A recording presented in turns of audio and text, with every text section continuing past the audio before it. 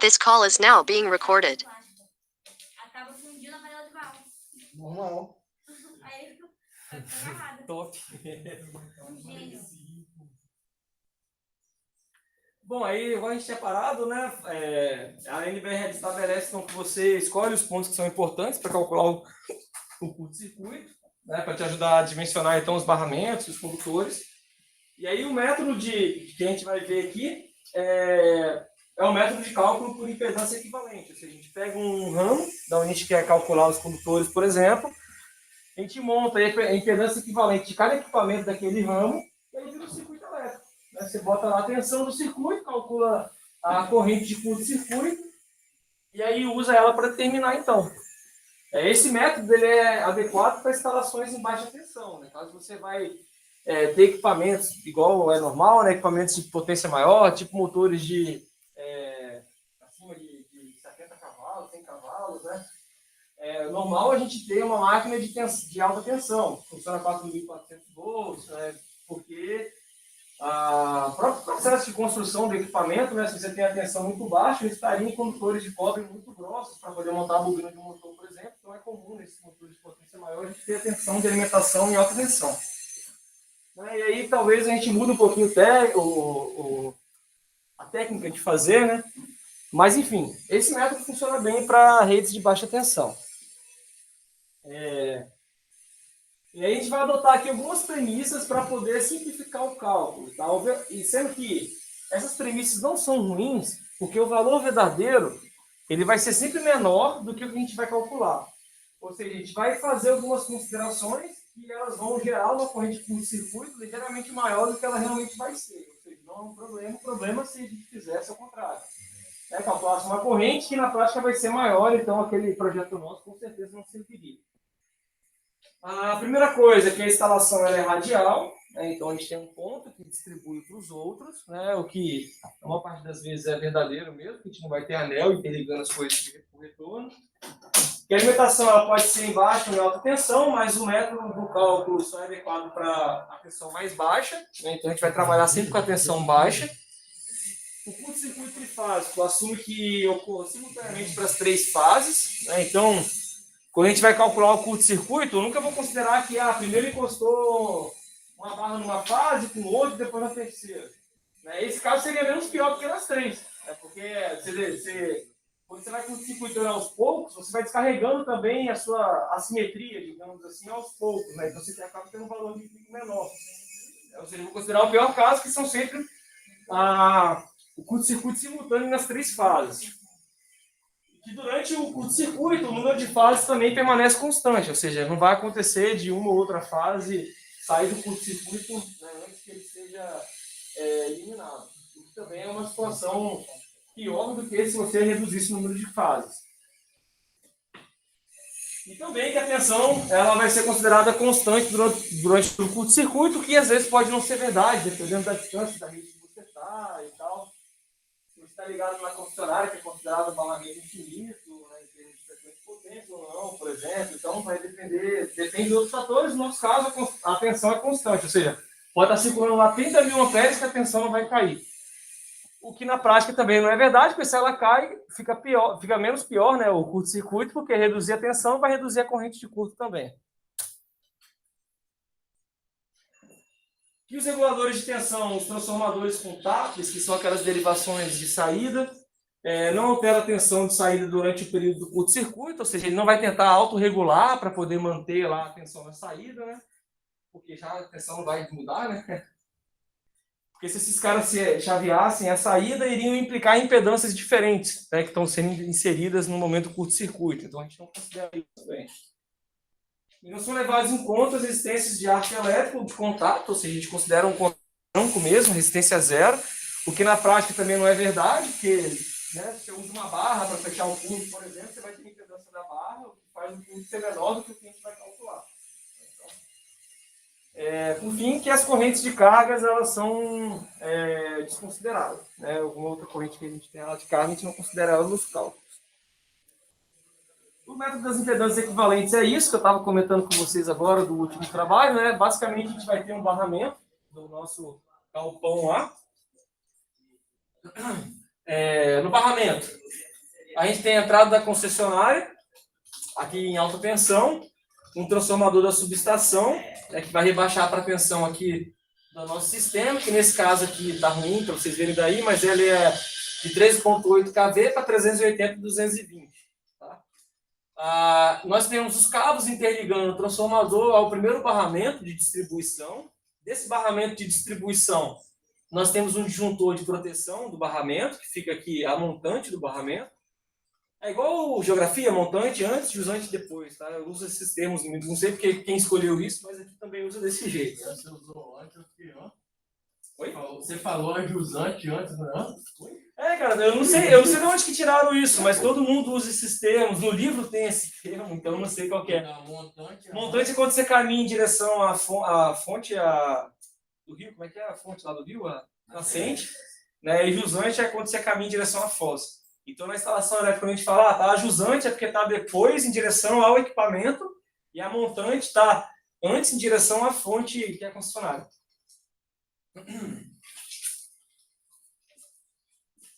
Não sou bom em geografia, mas tive que aprender porque eu uso aqui. Né? Então, beleza. O cara falando, eu falo, pô, cara, mãe de geografia, nada, sei nada. Então, tem um barramento e aí a jusante dele vai ter aqui os circuitos que ele deriva. Então, aqui é uma indústria que é super comum, nós temos vários quadros de distribuição. Esse seria o nosso quadro geral de distribuição, o QG aqui.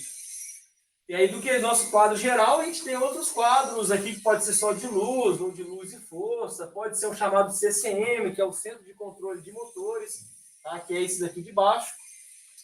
E pode ser um quadro de distribuição de força e luz, que é o QDFL. Normalmente o pessoal, quando vocês forem aqui e for trabalhar com isso, vai ver que o pessoal usa muito a sigla para poder chamar, né? O QD, o QG, o QDG, o QDFL, né? Só você lembrar desses nomes, quadro, geral, força, luz, você faz qualquer sigla dessas combinações aí. Né? E o CCM, que é o Centro de Controle de Motores, que são os quadros destinados a cargas de motores, tá? Bom, aí nós temos os cabos disjuntores, né? Os cabos que interligam os barramentos ou os quadros de distribuição. Né? Aqui nós temos mais juntores, nesse caso aqui são seccionadoras trifásicas, com contatores, alimentando motores. Aqui nós temos cargas de iluminação, de tomada. Não me lembro muito bem, mas acho que é tipo um forno isso daqui, alguma coisa assim. Tá? Porque está a resolução ruim aqui na imagem, né? Enfim, né? O que é o procedimento, então? Depois do diagrama unifilar da instalação, a gente obtém um circuito elétrico correspondente aos pontos. E aí faltou dizer antes aqui que eu estabeleci aqui os pontos importantes de curto-circuito para poder fazer os meus dimensionamentos. São esse barramento, nesse equipamento, nesse barramento e na saída do transformador. Com esses curtos-circuitos aqui, tudo bom? Licença. Não, desculpa atrapalhar aí. Você vai finalizar o quê? Meio-dia? Meio-dia e 30. Meio-dia e 30? É mesmo? Aí você vai sair sempre de fome, né? Aí eu almoço e volto. Você vai estar aqui de tarde? Vou. Não, show de bola. Eu queria 10 minutinhos pra você me ajudar. Não, claro. Eu tô até parado lá, eu tô sem fazer, porque empaquei. Não, sem problema. Você vai almoçar aqui na escola? Vou almoçar aqui, vou estar aqui. Você passa 1h30, mais ou menos, na minha sala? Show. Aí a gente senta e vê com calma. Beleza. Eu não te amo, não. Vou te deixar a pé.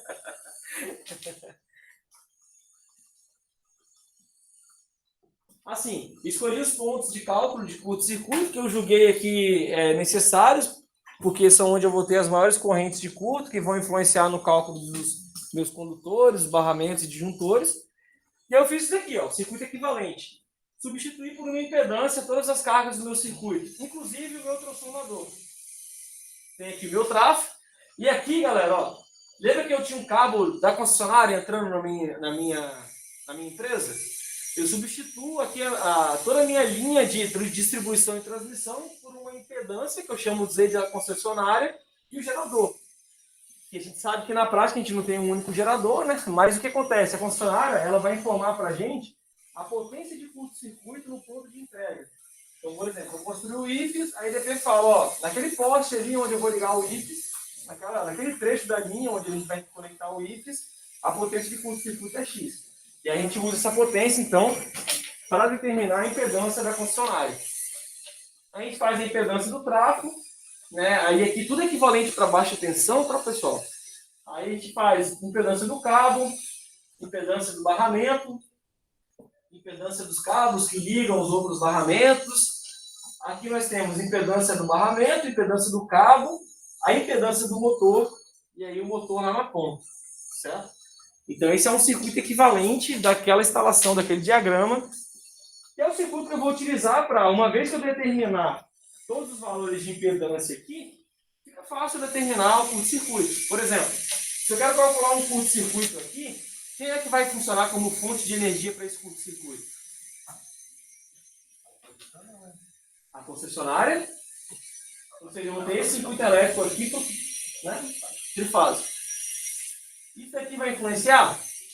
Não, Só no meu circuito. Isso daqui? também não. Também some. Isso daqui? Vai. Vai, porque o motor pode funcionar como gerador por um tempo. Então, para eu calcular o curto-circuito aqui, eu vou ter duas fontes. Essa que é uma fonte temporária, que vai durar enquanto os motores tiverem energia cinética para permanecer girando. Essa é uma fonte que dura, vou colocar assim, infinitamente, né? Enquanto meus disjuntores estiverem armados lá, a minha concessionária vai alimentar o meu curto-circuito. Então, eu tenho aqui um pico de corrente que vai ser uma parte devido à alimentação da concessionária e uma parte desse pico vai ser devido aos motores que estão ligados ali. A gente paga tudo. Como assim? Vai, pode, né? Longe lá. Vai ter de energia? É. Cara, é tão pequeno que acho que é difícil calcular, entendeu? Porque o tempo é muito curto. Né? Então, Estou falando porque você falou infinitamente, então você quer que mas se ficar, por exemplo, alimentando o curto lá, vai pagar. É claro que o medidor, se a gente olhar lá, o medidor ele tem uma capacidade. Então ele não consegue medir qualquer corrente elétrica, digamos assim. Se olhar lá na sua casa, vai estar lá 150 amperes. Ele foi feito para medir daquilo ali. Se você passar mais que aquilo, é bem provável que você queime o medidor, antes de você ficar medindo, né? Ou seja, vai chegar uma hora que você vai queimar ele, ou que você vai saturar o campo magnético do menino que ele usa lá, e você não vai conseguir medir direitinho. Mas se você ficar numa corrente bem alta lá por um tempo, sem queimar ele, provavelmente ele vai medir tudo ali sim.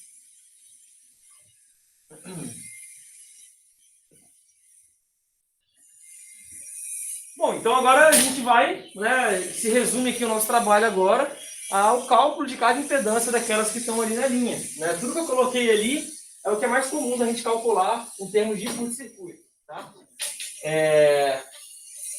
E aí, para a gente calcular o que a gente chama de ICS 3Φ, que é a corrente de curto-circuito simétrica trifásica, basta a gente pegar a tensão de linha e dividir por raiz de 3 do Z equivalente, né? Ou a tensão de fase dividido pelo Z equivalente, que no final das contas vai ser a tensão de linha dividido de fase dividido pelo... Ficou errado aqui, né?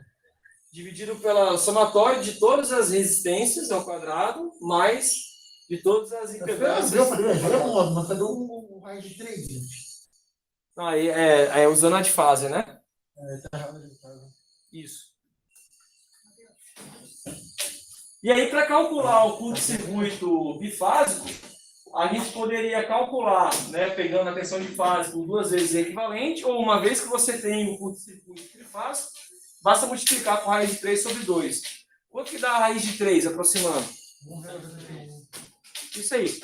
Dividido por 2, dá menos do que 1. Né? Ou seja, o curto-circuito bifásico ele é menor do que o curto-circuito bifásico.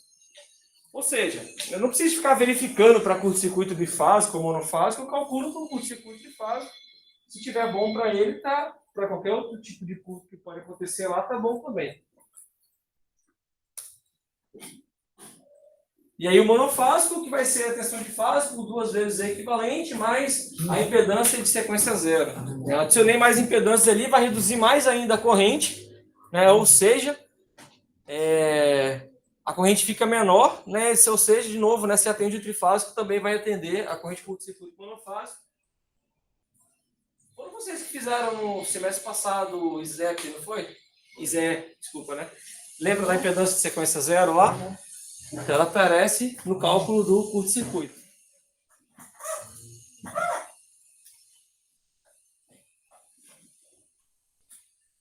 E o mínimo que a gente pode ter aqui de curto-circuito monofásico seria a tensão de fase, dividido por 2 vezes o equivalente mais a impedância de sequência zero, mais o RCT, que é a resistência de contato, mais a resistência da malha de terra, mais a resistência de aterramento. Mas por que 2 vezes é equivalente? Pega o cabo assim, ó, a impedância que vai e que volta. Sim, senhor. Né? Certo?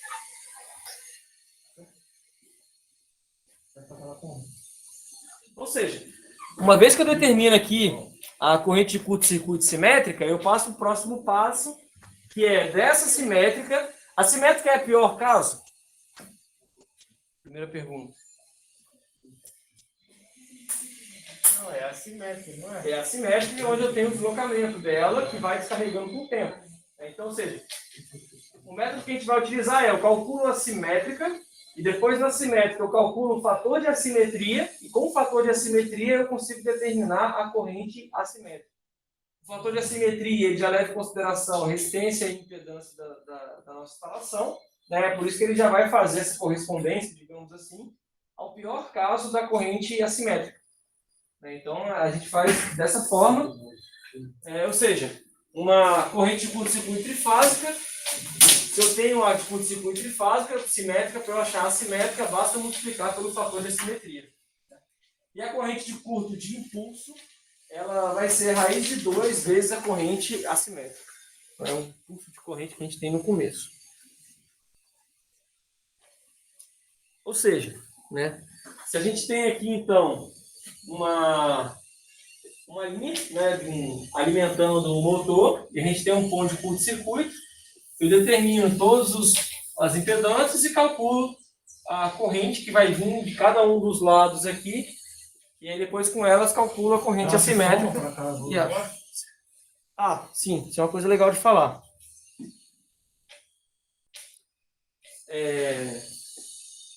Quando a gente for calcular isso daqui, às vezes o pessoal tem dificuldade quando liga mais de um motor aqui, com impedâncias diferentes e tal, né? Isso daqui, galera, a gente usa o teorema da superposição. Supondo que não vai sumir energia dali, a gente pode calcular os efeitos individuais e depois soma. Lembra do circuito elétrico? Quando vocês botavam 2 fontes diferentes, aí você calculava uma fonte, depois para outra somava a corrente das duas? Aqui vale a mesma coisa. Parece uma diferencial. Se eu colocar aqui mais 3 motores aqui para baixo, eu calculo a corrente devido a esse motor, ao outro motor, Mas e depois somo todos naquele ponto. Dos 3 motores, levaria em conta a mesma daquele ponto para trás, né? Pode é? Só para me confirmar. Daquele ponto para baixo tem 3 motores a mais. Eu calcularia para cada um, né? E depois soma eles. Levando em conta as mesmas impedâncias da linha. Levando em conta a impedância do motor. E da linha passada também. Ok, da linha para chegar lá. Tá, seria o mesmo, né, para cada motor. Não necessariamente. Pode ser, sei lá, um motor pode estar a 10 metros com cabo de 95, outro Não, pode estar a 100 ponto, metros com cabo para de... trás seria o mesmo, né? Não seria nada, não. Do ponto para trás. Daqui para cá? Seria Mas o aí a mesmo. corrente do motor não vai passar para lá, ela vai ficar no curto. Tá. Entendeu? Aí tudo depende do que você está analisando. Por exemplo, se você quer pensar nesse condutor, aí essa corrente aqui não vai passar nesse. Se você quer projetar esse, a corrente do motor não vai passar para cá. Então depende do que você quer projetar aqui. Agora, se você quer projetar o que está sendo drenado pelo curto-circuito aqui, exatamente em termos de potência, aí soma todo mundo.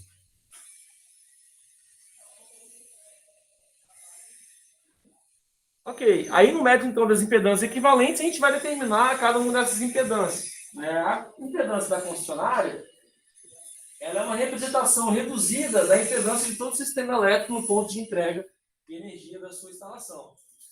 No caso do fornecimento da potência de curto-circuito, que é o que normalmente a gente tem, no ponto de entrega, a impedância se referindo ao primário do nosso transformador de alimentação, ao lado de alta tensão, é a tensão ao quadrado dividido pela potência de curto-circuito. Né? E aí, para a gente poder determinar a impedância ao lado de baixa tensão do transformador, basta a gente fazer a multiplicação pela relação de transformação. Pega baixa tensão, dividido por alta tensão ao quadrado, multiplica pela impedância de alta tensão, a gente acha o referido de baixa tensão. Por que a gente faz isso? Porque a gente vai trabalhar sempre na baixa tensão, nesse método que a gente está utilizando. Então, a gente calcula as impedâncias referidas para o valor de baixa tensão. É muito mudança de base também. É uma mudança de base, isso aí. Como normalmente a reatância equivalente do transformador ela equivale normalmente a 98% da impedância total, a gente pode arredondar, coxambrar, né, no cálculo da impedância do transformador, do funcionário, desculpa, que a resistência é praticamente zero e a gente tem só reatância indutiva. Beleza? Ou seja, o que a gente calcular ali é reatância indutiva. Do trafo, né, então a gente estava falando da concessionária antes, agora sim do trafo. A gente pega lá, né, normalmente a gente tem a impedância percentual em PU, que é fornecida do trafo. Tem uma tabelinha que eu coloco aqui, que serve de referência para os trafos que normalmente a gente usa, aí, até 1 mega, 1000 kV, né? Qual que é a impedância percentual e a potência de perdas dele também. E carinho. Droga, não sabe? Não, daqui a pouco. Espera mais um pouco. Ô, mestre! Eu podia convencer ele para terminar agora, hein? Daqui a pouquinho, vamos mais um pouquinho, senão a gente vai atrasar. Acabando essa aula aqui, a gente finaliza. Graças a Deus. Quer dizer, falta muito slide ainda, mas eu não lembro que tem pra frente. Acho que é porque tem muito exercício que eu vou botando muito slide aqui. Mas acho que vai acabar rápido. Bom, aí a gente usa a potência de perdas do tráfego para calcular a resistência, né? Pegando lá a potência de perdas dividido por 3 vezes a corrente nominal ao quadrado, né? Porque é trifásico aqui o nosso transformador. E a gente usa a impedância percentual para poder determinar a impedância total do tráfego, né? Que é a impedância percentual, divide por 100, multiplica pelo valor de base do transformador, né? Que é o V ao quadrado sobre o S. Aí a gente acha que a impedância em ohm, né? E aí com a impedância total do transformador e a resistência do transformador, a gente calcula qual que é a reatância indutiva do transformador.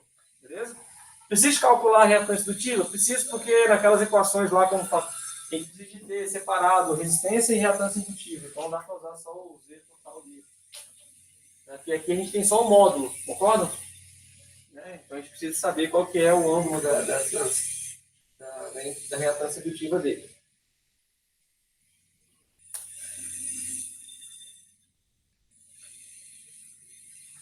Mudou aqui, tá. Aí isso determina pra gente aqui a impedância do tráfego, né? O tal que a gente tem ali. Aí pro próximo aqui, a gente tem as chaves de manobra e os disjuntores. Ana, o disjuntor que eu estava comentando é esse aqui, ó. Esse aqui é um disjuntor, né, de alta potência, digamos assim.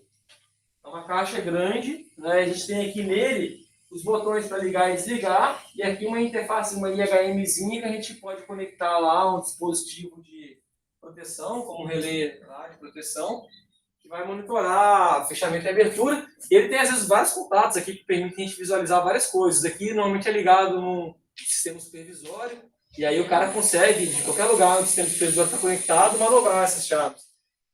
Isso aqui é uma seccionadora. É uma chave que simplesmente abre e fecha o contato. Como vocês podem perceber a diferença entre as duas, né, essa daqui não tem nenhuma chamada câmara de extinção de arco. Se você abre uma chave dessa daqui com o seu circuito ligado, como as nossas redes elas são características indutivas, é aqui que acontece o arco elétrico, entre os polos da chave. Tá? A gente sempre vai ter os dois equipamentos juntos. Né? Por que a gente tem essa chave junto com o disjuntor? Alguém sabe me responder? Os sistemas normalmente são assim, ó.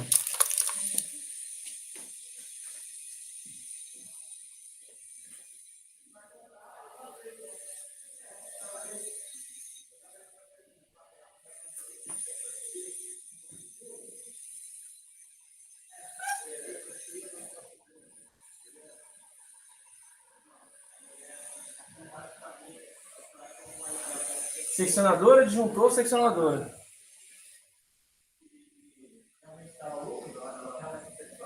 Manutenção. Quando eu precisar de mexer na minha rede aqui, o que eu faço? Eu desligo o meu disjuntor. Aí com o disjuntor desligado, eu desligo as minhas seccionadoras. Aí, ou seja, desenergizei isso daqui.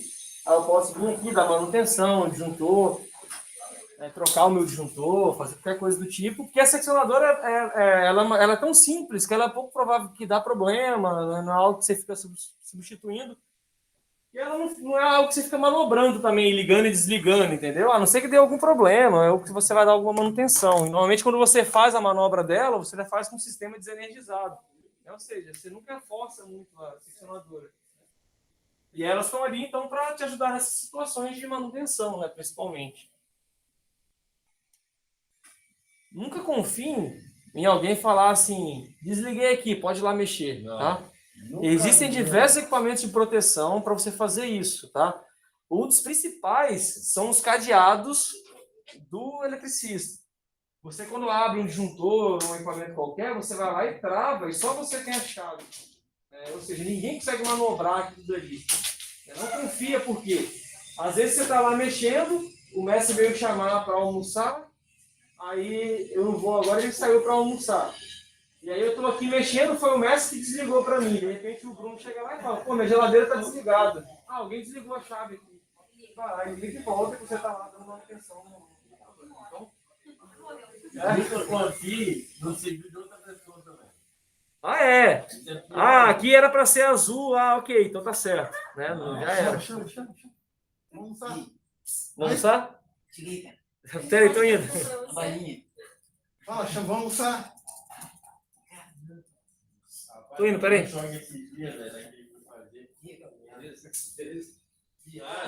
Botou o disjuntor, que é um poder de Não, vai almoçar com eles.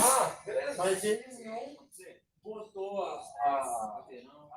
Pode ser. Botou, vai passando, pessoal. Como é que Mas o quê? Vai, mas esse não Vai é passando. Não, melhor isso. Melhor isso não, cara. Cara. Melhor isso não, cara. Melhor quando o cara bota a fase na lâmpada e bota o neutro no computador. Aí é bom. Você mete a mão na lâmpada e tá deslizada, cara, pra fora. É sobre, né?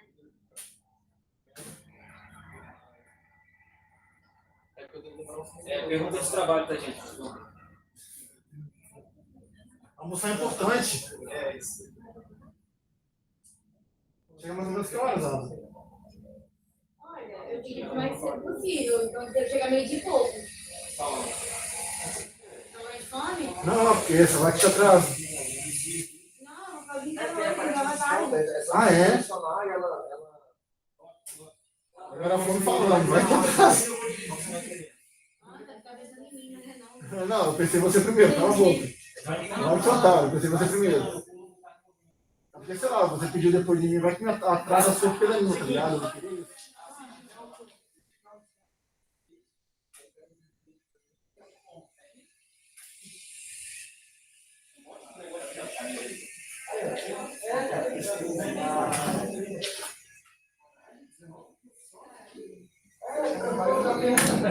É só você juntar, agora eu não sei.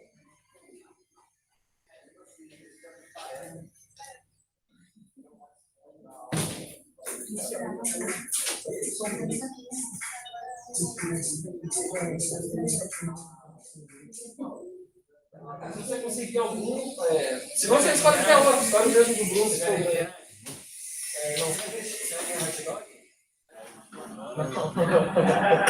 Desculpa, gente. Atrapalhar a aula. Beleza, só dessa vez, tá? Nunca vi, não. É isso daqui, ó. Deixa eu botar umas imagens aqui pra vocês verem que legal. Ó, o disjuntor, por exemplo, é esse aqui, ó. Ele tem uma pecinha que você prende lá no disjuntor e aí você trava ela. Ninguém consegue manobrar o disjuntor. Esse disjuntor termomagnético, né? E aí você, normalmente, o que é normal é você pendurar junto aqui uma plaquinha tipo essa, que vai estar lá, se for uma empresa, né? O seu nome, a sua foto, o seu telefone, qualquer coisa do tipo para alguém entrar em contato caso precise utilizar com urgência aquele equipamento, né? Cara, tem para todos esses tipos de chaves, assim, tem equipamentos aqui, ó. Ah, mas pode fechar o quadro. Pode ser. O problema de fechar o quadro é o seguinte. Vamos supor que você vai dar a manutenção só em um circuito. E aí o resto vai ficar funcionando. Você fechar o quadro, de repente, se tiver problema em outro local, a pessoa não consegue acessar. Né? Ou então tem o fator peão, que é o cara que às vezes desligou alguma coisa da marmita que ele está esquentando lá. Qual que é o fator peão? É que ele combina com o fator marreta. Porque ele quer esquentar a comida dele, ele vai ver um cadeado lá, vai trazer a marreta, quebrar seu cadeado e ligar o disjuntor dele. Então a gente tem que contar com isso. Né? Se é só um circuito que você está mexendo, pouco provável que alguém vai mexer, porque né, aí era para estar desligado mesmo. Agora, se você fecha tudo, o cara vai ficar meio revoltado, vai lá e... Eu falo fator peão porque é o cara que normalmente não conhece muito das coisas, de elétrica, não sabe do risco que está envolvido. Né?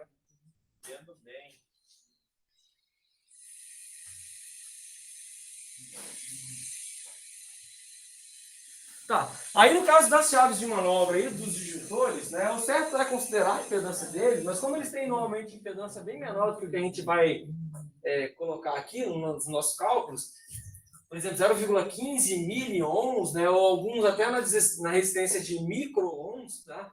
E é fácil a gente entender isso, né, porque pensa uma chave dessa ligada numa subestação, passando a energia da linha de transmissão, sei lá, que alimenta quase a Vitória toda. Se você bota uma seccionadora com impedância alta, não faz sentido você perder uma mega energia na chave seccionadora. Né? Então, né, normalmente elas vão ter mesmo valores bem pequenos de impedância.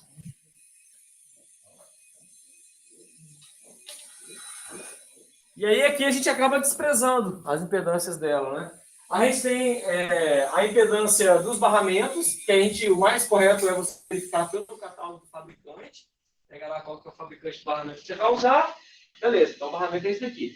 Mas não tendo esse dado do fabricante, a gente pode calcular também, e aí uma forma bem simples, né? Segundo a lei de Ohm lá, a gente tem, se for de cobre, por exemplo, pega a resistividade do cobre, seção transversal do condutor, que normalmente é a seção retangular, os barramentos, né? Então você pega lá as dimensões, é normal ser em polegadas, então você pega lá 2 vezes meia polegada, ou seja, 2 polegadas por meia polegada.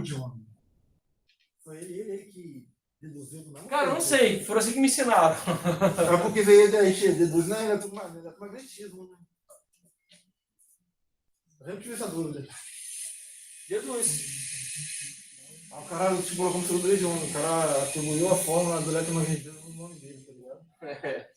E multiplica pelo comprimento. Então é Rho sobre S vezes comprimento. Né? Só lembrar do passarinho, da rola, né? R igual a rola, né? Rho vezes L sobre A, que ali bota L sobre S ali para calcular. E aí você calcula a resistência e a reatância indutiva, a gente calcula como sendo 0,15 do comprimento. Dá um valor aí aproximado da reatância indutiva para aquela barrinha que você está colocando lá. De novo, se os barramentos forem bem pequenininhos, vocês vão perceber que os valores ali de impedância também vão ser bem pequenos, tá? Às vezes não vai nem influenciar nos cálculos, tá? Mas normalmente, né, eles são de tamanhos consideráveis. Os condutores, que aí a gente já sabe fazer, né? A gente vai lá na tabela do fabricante, naquelas tabelas lá da Prysmian, por exemplo, tem lá qual que é a resistência dele em ohm por quilômetro, que a gente poderia usar para calcular a quebra de tensão. Né? Vocês acabaram, quem calculou, né, acaba fazendo utilizando aquela tabela que já te dá o valor, o delta V unitário, né? O valor de quebra de tensão unitário também calcula. Quando tem a resistência e reatância total, deve multiplicar o valor da tabela pelo comprimento do circuito. É um Rho, né? Em ohm por quilômetro. Oi? Um quilômetro é um Rho, né? É o quê? É um Rho. Não. Tá, mano. O Rho é ohms por quilômetro, por metro. Ó, o Rho que você está falando isso daqui? É ohm vezes metro. Isso aqui não é um valor, isso aqui é o seguinte, o fabricante, ele tem que te fornecer qual que é a resistência do cabo. Mas a gente já não calcula a resistência do cabo pela segunda idioma? Não, você pode calcular, mas ali a gente está calculando do barramento. Você pode calcular o do cabo também? Pode, só que aí você precisaria de saber... A resistividade dele. Você precisaria saber a resistividade dele e você estaria considerando que o cobre, que o condutor é um ponto sólido, único, né? Quando na verdade ele é feito por uma cordoalha. É melhor você confiar nas medições do fabricante, que ele te diz qual que é a impedância por quilômetro. Por que ele faz tirar esse dado aqui? Porque aí você calcula para qualquer comprimento de cabo. Aí você pegou lá um cabo de 50 metros de 10 quilômetros, né? Usa lá, multiplica pelo comprimento em quilômetros, que vai te achar a resistência e a reatância do tipo dele. Tá aqui a tabelinha, né? Então, quando a gente olha lá essa é a tabelinha daquele manual da Prisma, né? A gente tem lá as bitolas dos condutores. Aí a gente tem a resistência, se você estiver utilizando corrente contínua. E você tem a resistência e a reatância indutiva se você estiver utilizando circuitos alternados que estejam passando em condutos não metálicos. Se tiver em condutos metálicos, conduto metálico seria um eletroduto de metal. Não falo que tem nenhum, né? Vocês conhecem eletroduto de metal, né? E aí você usa outra tabela, então, para condutores que passam em condutos metálicos. E aí a gente usa isso, então, para determinar a impedância de todos os cabos que tem no nosso circuito.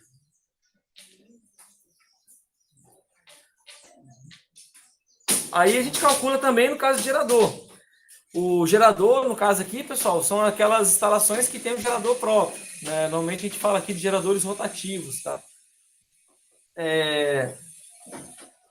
Que ele vai começar com um valor máximo de corrente de contribuição e depois ele vai reduzindo até um valor mínimo, que é onde ele atinge o valor de regime dele. Aí as reatâncias que a gente usa são a reatância subtransitória e a transitória. A subtransitória ela ajuda a determinar a corrente no primeiro ciclo e a transitória vai influenciar ali até o 8º ciclo, 5º ciclo normalmente. Vai ser maior que a subtransitória, e a gente tem a reatância síncrona, que é o valor que a gente usa para quando ele entra em regime, né? A contribuição dele para o curto-circuito depois da fase assíncrona dele.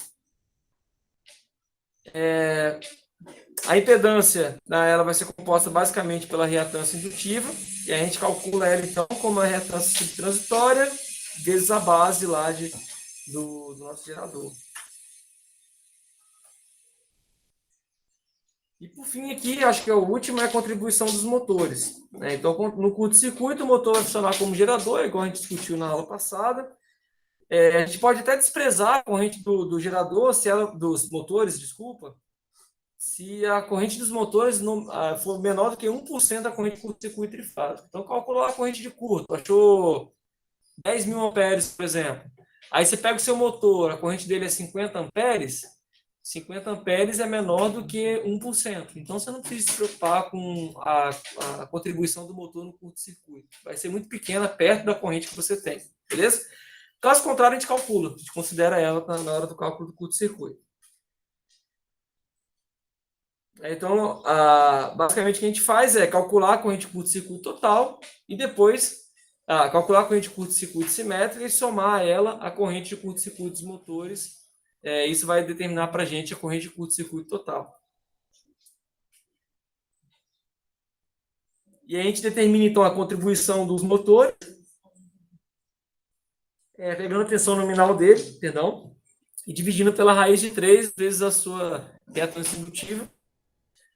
E a reatância do motor é a corrente, a relação de P sobre N, né? Vezes, né, que é a tensão ao quadrado sobre a potência. Beleza. Com chave de Gould aqui, um exemplozinho bem simples aqui.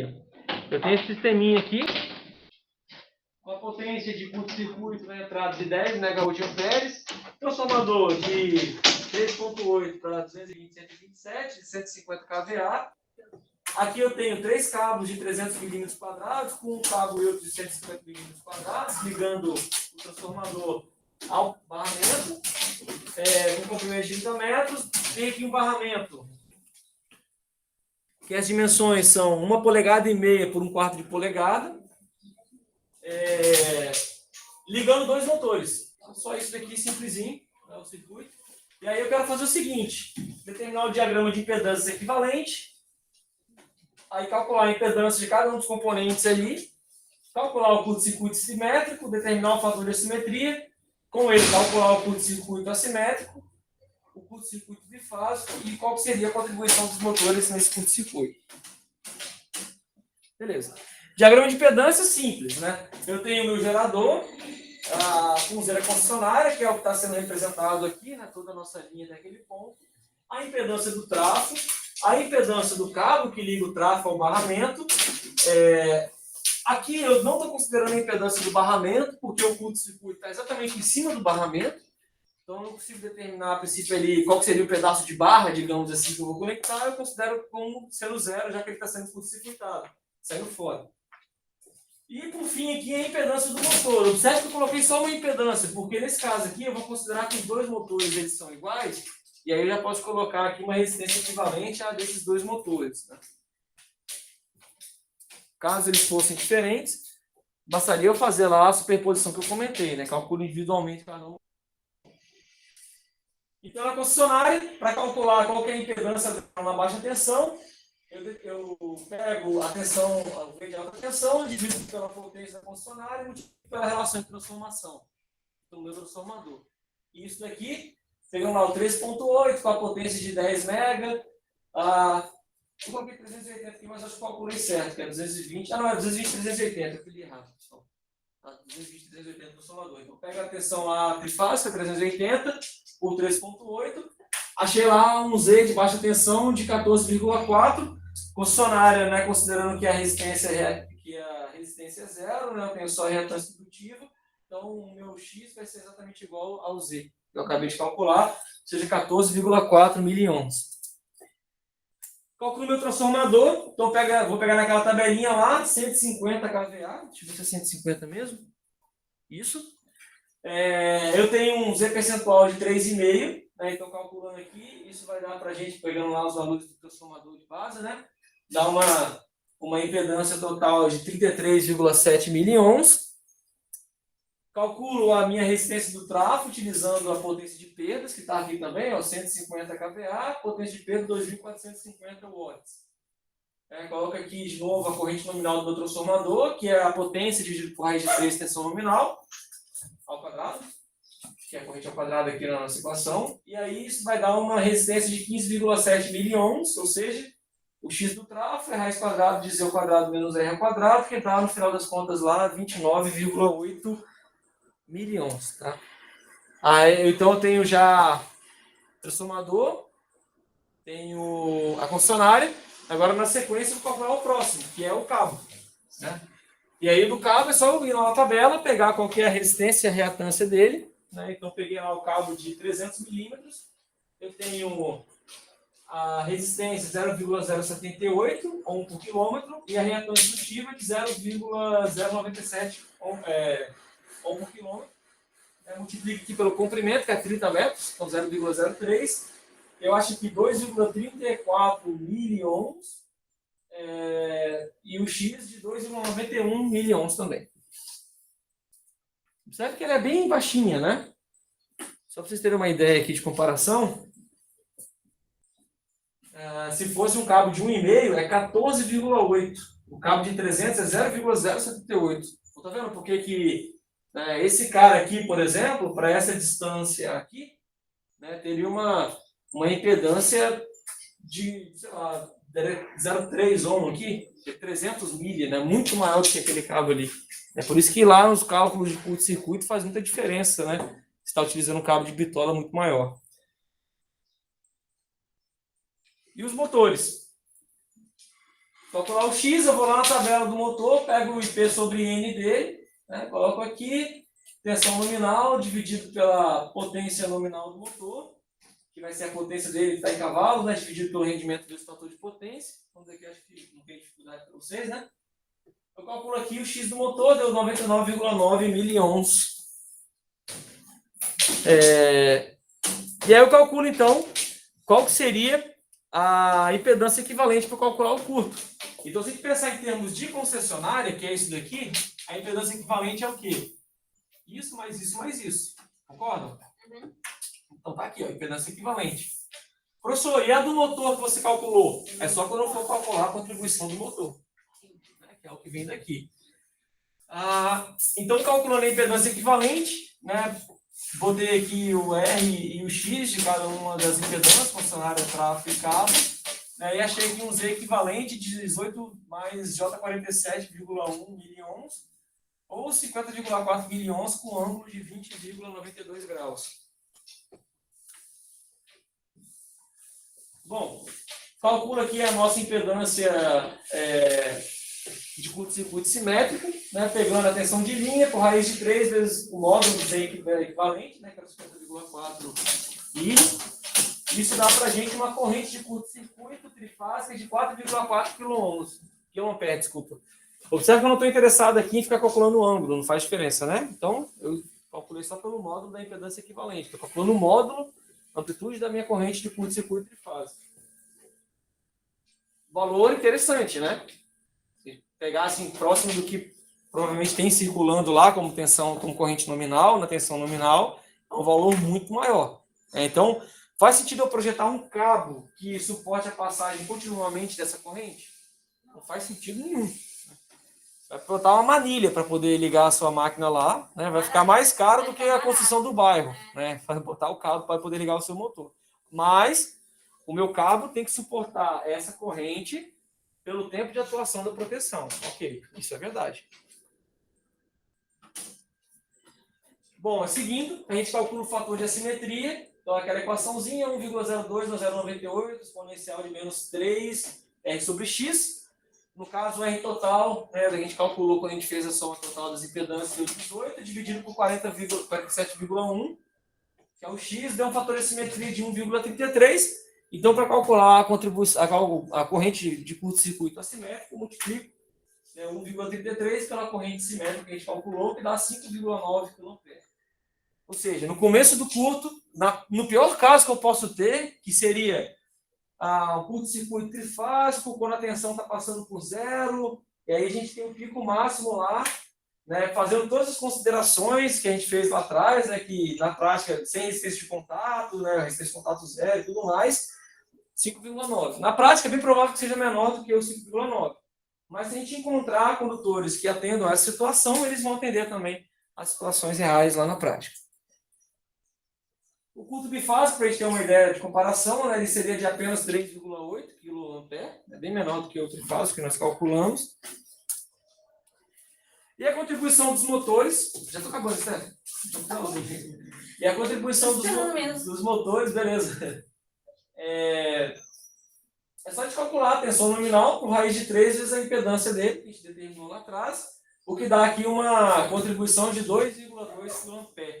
Ou seja, para calcular o curto-circuito simétrico total, considerando tanto a fonte da concessionária quanto a fonte do motor, a gente tem um total de 6,6 kA. É uma corrente bem grande, né? Então, pensem nessa corrente como um valor instantâneo, que realmente é o que deve ser. Nenhuma rede vai conseguir manter essa corrente por muito tempo. Os condutores vão derreter antes, né, de você poder contar vários segundos lá. Mas algum sistema de proteção vai atuar. Né? Idealmente, o que você projetou, né, se você tiver feito um cálculo errado, provavelmente algum sistema de proteção lá atrás vai atuar. E aí, se ele atuou, provavelmente você perdeu uma parte considerável da sua instalação. Então, quando a gente vai lá pegar a tabela do condutor, a gente vai olhar lá o condutor, suporta essa passagem de corrente pelo tempo do meu disjuntor, 300 milissegundos, por exemplo, suporta? Suporta, ok, então dá para utilizar esse cara aí, beleza? Não tem muito segredo, tá? Isso daí é circuitos elétricos aqui, mais circuito elétrico do que consulta de norma, né? Montar a impedância, montar um diagramazinho elétrico e resolver lá qual que seriam os valores de corrente elétrica que a gente tem. Pessoal, então é isso, beleza? Semana que vem a gente continua e aí vou fazer o trabalho daquela forma, então. A gente vai fazer um